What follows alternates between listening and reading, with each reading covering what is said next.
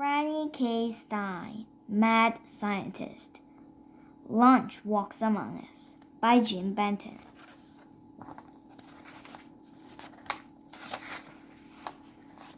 Chapter 1. Franny's House. The Stein family lived in the pretty pink house with lovely purple shutters down at the end of Daffodil Street.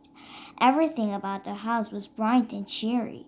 Everything, that is, except the upstairs bedroom with the tiny round window.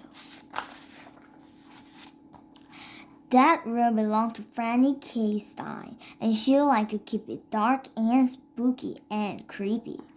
Every few days, her mother would come in and redecorate Franny's bedroom with daisies and lilacs and pictures of lovely horses.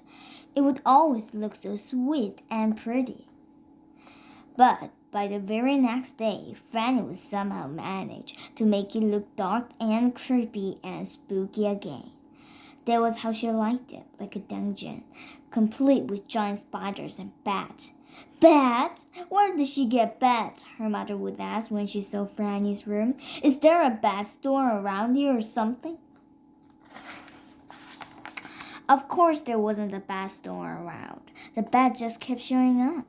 The bats liked Franny's room, and Franny liked the bats. They're like rats with pterodactyl wings, she said. What's not to like? Chapter 2. Franny's Room.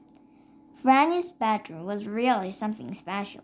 It had big steaming test tubes, strange bubbling beakers, and a whole bunch of crackling electrical gizmos that Franny had made all by herself. Franny's room also had a giant tarantula cage, a snake house, and a tank where she raised a special breed of flying piranha. She couldn't imagine why anybody would want daisies and lilacs when they could have poison ivy and Venus flytraps. There's no comparison, she said, ducking one of her flying piranha. Pew! Franny thought her room was so great and so wonderful and so perfect for her that she almost never wanted to leave it.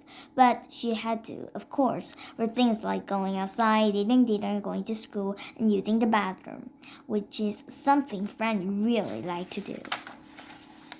Whoops, that didn't sound right. It was going to school that Franny really liked. Chapter 3. New at School. Franny and her family had just moved to the house at the end of Daffodil Street, and she was new at school. She liked her teacher, Miss Shelley. She thought she would like the other kids too, but they really weren't very friendly toward Franny. The other kids weren't mean. They just had never known anybody like Franny.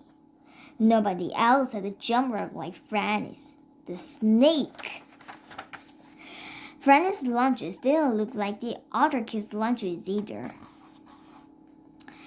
And when they played hide and seek, no one could find her.